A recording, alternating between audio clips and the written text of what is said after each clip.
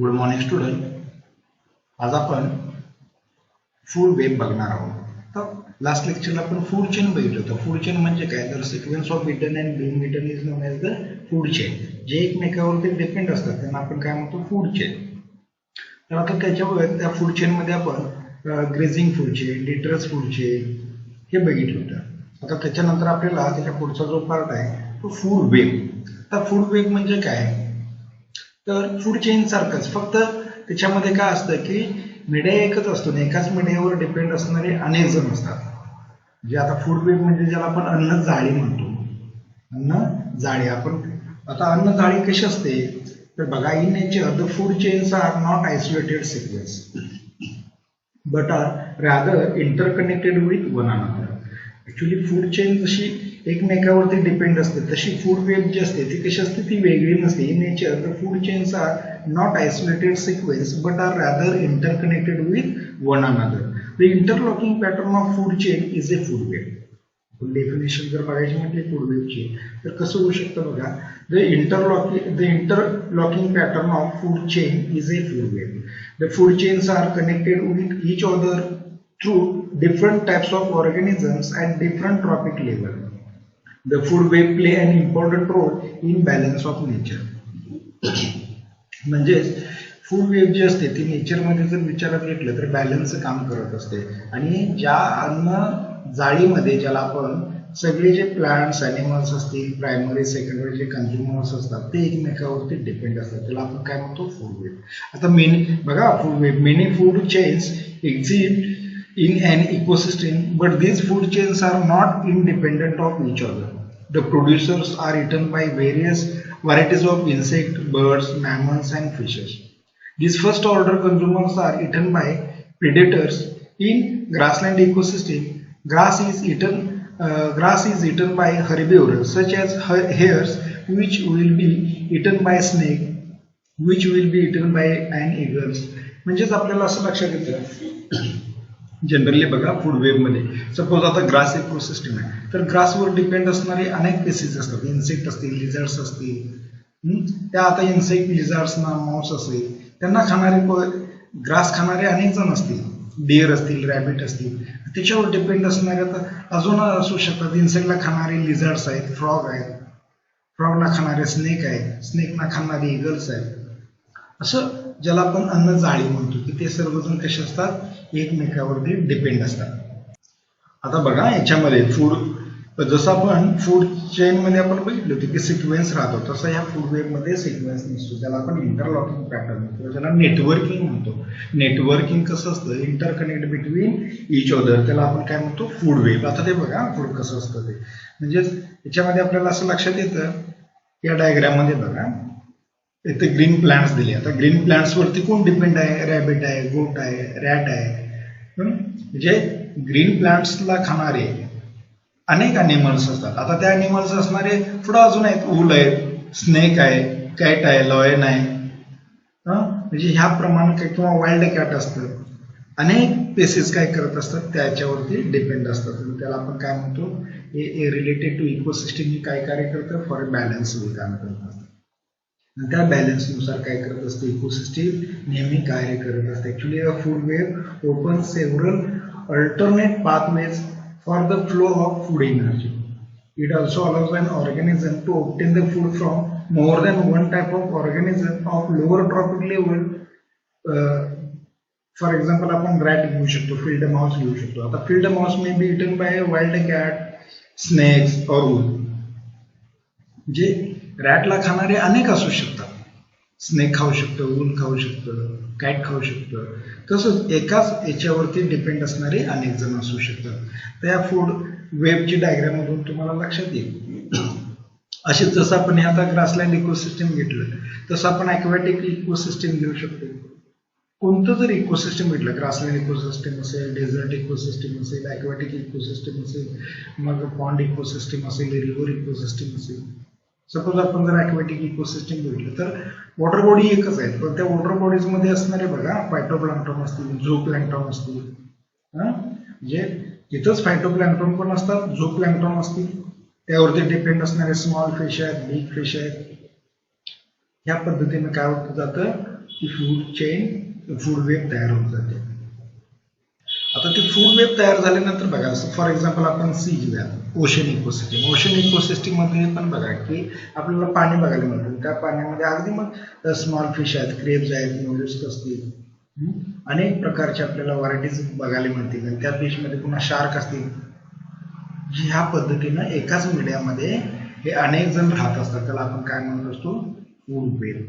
तर ही food web generally जर बघितलं तर इकोसिस्टीम मध्ये सर्वात इम्पॉर्टंट असते. कारण ती इकोसिस्टीम काय करत असते, प्रत्येक घटकाला बॅलन्स करत असते. जसं आपण म्हणतो की हर्बिव्हरस असतील, कार्निव्हरस असतील, ओम्निव्हरस असतील, ते एकमेकावरती डिपेंड आहेत. कारण का, तर सपोज आपल्यामध्ये बघायचं होतं ना, आता आपल्या ह्युमन बिईंग मध्ये पण बघायचं, ज्याला आपण ओम्निव्हरस म्हणतो. ओम्निव्हरस म्हणजे काय, शाकाहारी पण आणि मांसाहारी पण. आता सगळे जर समजा प्राणी जर हर्बिव्हरस असते, गवत खाणारे असते, कार्निव्हरस कोणच नसतं, कंझ्युमर्स कोणच नसते, तर काय झालं असतं, unbalance type of ecosystem. Unbalance type of ecosystem म्हणजे कसं की त्या इकोसिस्टीम मध्ये सर्वजण गवतच खातील, प्राण्यांना कोण खाणार, मग पॉप्युलेशन रेट त्यांचा वाढणार. म्हणून ह्या निसर्गामध्ये फूड वेब, फूड चेन जे आहे ती बॅलन्स होण्यासाठी असते. प्रत्येक जण कोण कोणावर तरी डिपेंड असतो. जसं आता ह्युमन बिईंग मध्ये बघा, काही जण शाकाहारी आहेत, काही जण मांसाहारी असतात. म्हणजेच काय, तर त्या शाकाहारी आणि मांसाहारीमध्ये काय लोक दोन्ही, म्हणजे फॉर ए बॅलन्स होईल. कारण आपल्याला एनर्जी दोन्हीकडून पण मिळत असते, प्राण्यांच्याकडून पण मिळत असते आणि वनस्पतीकडून मिळत असते. म्हणून दोन्ही घटक काय इम्पॉर्टंट आहे. तर त्याचं एक उदाहरण जर इकोसिस्टीमचं बघायचं झालं तर आपल्या एरियामध्ये बघा, तुम्हाला सागरेश्वर माहीत असेल.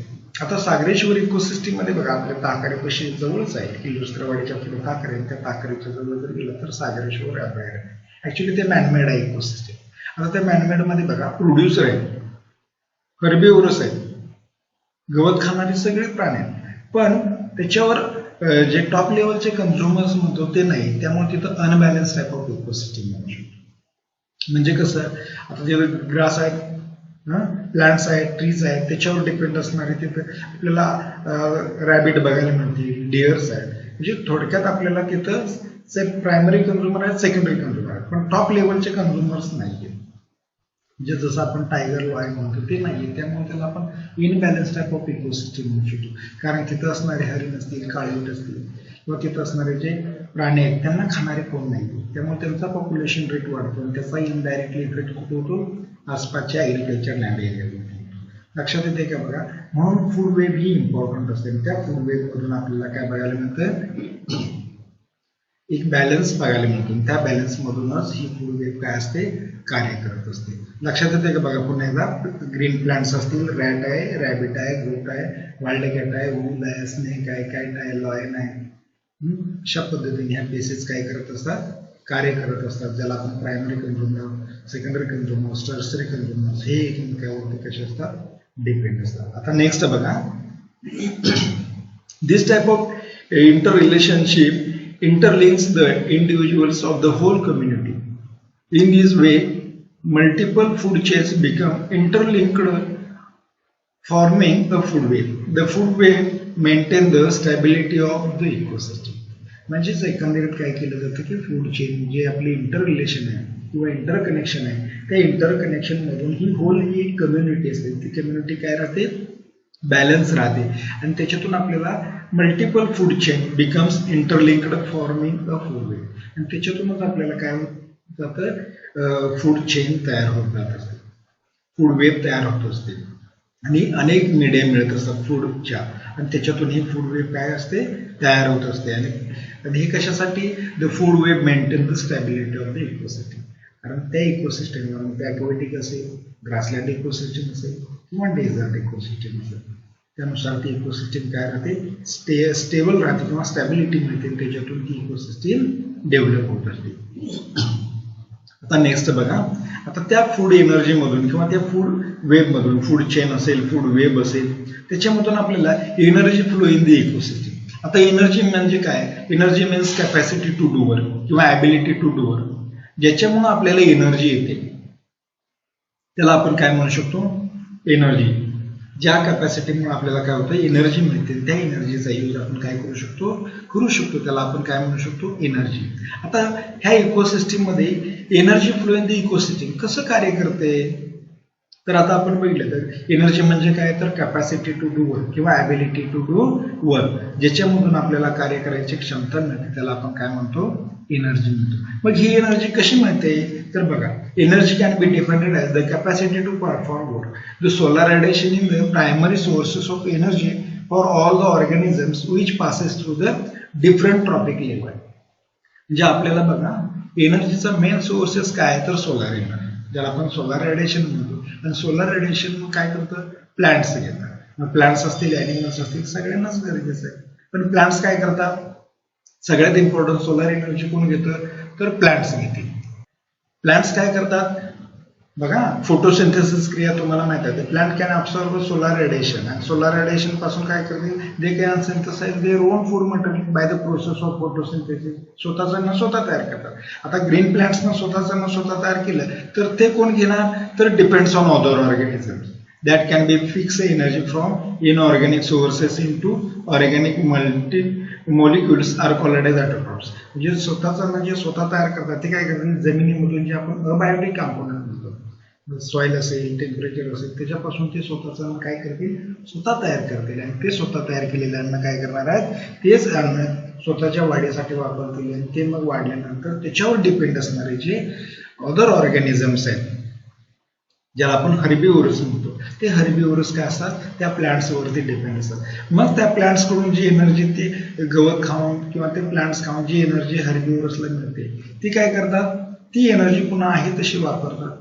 आणि ती एनर्जी काय करते मग स्वतःची डेव्हलपमेंट. आणि त्या डेव्हलपमेंटवरती हर्बिव्हरसवरती पुन्हा कोण डिपेंड असणार आहे कन्झ्युमर्स, ज्याला आपण प्रायमरी कन्झ्युमर्स सेकंडरी कन्झ्युमर्स किंवा टर्सरी कन्झ्युमर्स म्हणतो. म्हणजे सपोज फॉर एक्झाम्पल आपण जर बघितलं तर गवत कोण खाईल तर हरिण. हरणावरती कोण असणार आहे हरिण काय करेल गवत खाऊन स्वतःची एनर्जी तयार केली, स्वतःची वाढ होईल, स्वतःची डेव्हलपमेंट होईल. आता त्या हरणावरती डिपेंड कोण असेल तर बाकीचे ज्याला आपण टायगर लॉयन म्हणतो ते डिपेंड असतील. म्हणजे ती एनर्जी कुठून यूज करणार आहेत हर्बिव्हरस पासून. म्हणजे जे हर्बिव्हरसवर डिपेंड असतात त्यांच्यापासून ती एनर्जी मिळते. आणि तीच एनर्जी पुढे पुढे काय होत असते पास होत असते. आता ही एनर्जी मिळवत असताना बघा काय करतो आपण तर जशाच्या तशा आपण ही एनर्जी यूज करू शकत नाही. बघा organism are called consumers and those that obtains energy from dead organisms are called decomposer. तसे ती एनर्जी आपल्याला डिकम्पोजर मध्ये पण बघायला मिळते. डिकम्पोजर मध्ये कुठं तर suppose dead bodies of plants असतील ॲनिमल्स असतील तर त्याच्यामध्ये पण एनर्जी असते. जसं आपण नॅशनल जिओग्राफीवरती बोलतो एखादा मेलेला प्राणी असेल तर त्या मेलेल्या प्राण्यांच्यावरती बाकीचे जसं ते मांस खातात तसंच त्याच्यामधला जो राहिलेला पार्ट असतो त्याच्यावर डिपेंड असणारे अनेक इन्सेक्ट असतील बर्ड्स असतात किंवा डिकम्पोज झालं तर बॅक्टेरियल ग्रोथ असते. पुन्हा ते जमिनी जातात, जमिनीमध्ये पुन्हा तुम्हाला माहिती आहे कार्बन सायकल नायट्रोजन सायकल पुन्हा प्लांट्स ॲनिमल्स हर्बिव्हरस ही सायकल चालूच आहे. त्याला आपण काय म्हणू शकतो डिकम्पोजर्स पासून मिळणारी energy. The movement of energy in an ecosystem is termed as the energy flow in nature. तर ही एनर्जी फ्लो अशी होत असते. आता एनर्जी फ्लो कशी होत असते बघा. First the producers absorbs and convert solar energy into plant material. म्हणजे सोलर एनर्जी पासून मिळालेली एनर्जी काय करेल प्लांट्स मटेरियल यूज करेल आणि ते स्वतःचं काय करेल डेव्हलप करेल. The energy convert into biomass is used to consumers. आणि ती एनर्जी पुन्हा कोण घेणार आहे हर्बिव्हरस घेतील. हर्बिव्हरस वरून कोण घेणार आहे कन्झ्युमर्स घेतील.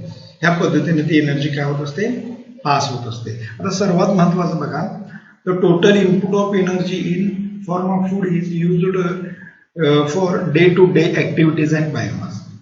म्हणजेच काय तर आपण जे बायो मास असते किंवा आपले जे स्वतःचं वेट असतं त्या वेटनुसार आपण काय करत असतो आपण एनर्जी डे टू डे म्हणजे आपल्याला रोज गरजेचं असतं. म्हणजे आपण कसं फॉर एक्झाम्पल बघा आता आपल्याला रोज सकाळी उठले की नाश्ता असेल पुन्हा जेवण असेल पुन्हा 4-5 वाजता नाश्ता असेल पुन्हा संध्याकाळी जेवण असेल. म्हणजेच काय तर ही रोज चाललेलं आहे. म्हणजे आपल्याला सकाळी जेवण पाहिजे दुपारीही पाहिजे आणि संध्याकाळी पण पाहिजे. म्हणजे आपल्याला जे आपल्या बायोमास आहे म्हणजे आपलं जे वेट आहे त्या वेटनुसार आपल्याला काय राहतं रिक्वायरमेंट ऑफ एनर्जी. म्हणजे आपल्याला एनर्जीची रिक्वायरमेंट असते आणि ती एनर्जी आपल्याला कुठून मिळते तर त्या फूडमधून मिळत असते. आणि ती फूड कसं आहे डे टू डे आपण यूज करत असतो रोज लागते. सपोज मी आज एनर्जी घेतली म्हणजे मला उद्या गरज आहे का आहे. म्हणजे नाही असं होत नाही, म्हणजे आपल्याला प्रत्येक दिवसाला ती एनर्जीची रिक्वायरमेंट असते आणि रोज आपल्याला काय करावं लागेल, सकाळी जेवण असेल, दुपारी असेल, संध्याकाळी असेल, तसंच ॲनिमल्समध्ये असतं. रोजची रोज एनर्जी. आता ही एनर्जी आपण कुठे यूज करत असतो, तर बऱ्याच वेळेस बघा, आता आपण सपोज आता रोज आपण जेवण करतो, आता आपल्याला एनर्जी कुठे यूज करतोय आपण, तर पहिली एनर्जी आपल्या डेव्हलपमेंटमध्येच आहे. आपण रोज चालतो, बोलतो, पळतो, फिरतो, त्याच्यामध्ये काही एनर्जी जाणार आहे, काय आपल्या वाढीसाठी एनर्जी जाणार आहे. म्हणजे आपण जे रोज एनर्जी स्टोअर करतो ती एनर्जी कुठे जाणार आहे, आपल्या हालचालीमध्ये जाणार आहे, आपल्या वाढीमध्ये जाणार आहे.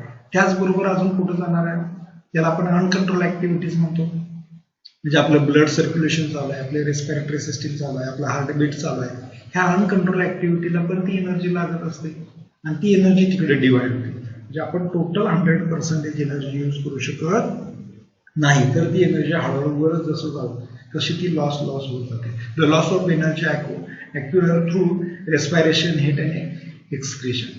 म्हणजे आपल्याला ही एनर्जी जी असते ती रोज वापरायला लागते आणि रोज वापरल्यानंतर त्याच्यामध्ये आपल्याला जी एनर्जी मिळणार असते, आपण घेत असतो ती एनर्जी आपल्याला रेस्पिरेटरी सिस्टीम असेल किंवा मगाशी म्हटल्याप्रमाणे आपण चालणं असेल, बोलणं असेल, फिरणं असेल, त्याच्यामध्ये ती डिवाइड होत असते आणि राहिलेली एनर्जी मग आपण काय करतो, थोडीफार स्टोअर असते. रोजच्या रोज आपण काय, जसं मोबाईलची बॅटरी कशी डिस्चार्ज करतो तिथेपर्यंत आपण एनर्जी घालवू शकत नाही. म्हणजे ठराविक लेवलला पुन्हा आपल्याला रिक्वायरमेंट असते, पुन्हा भूक लागते, पुन्हा जेवायला पाहिजे, पुन्हा आपल्याला काहीतरी खायला लागतं. तसं प्लांट्समध्ये, ॲनिमल्समध्ये ही एनर्जी काय करत असतात, स्टोअर करत असतात. लक्षात येते का बघा, आज आपण काय बघितलं, फूड वेब आणि फूड चेन.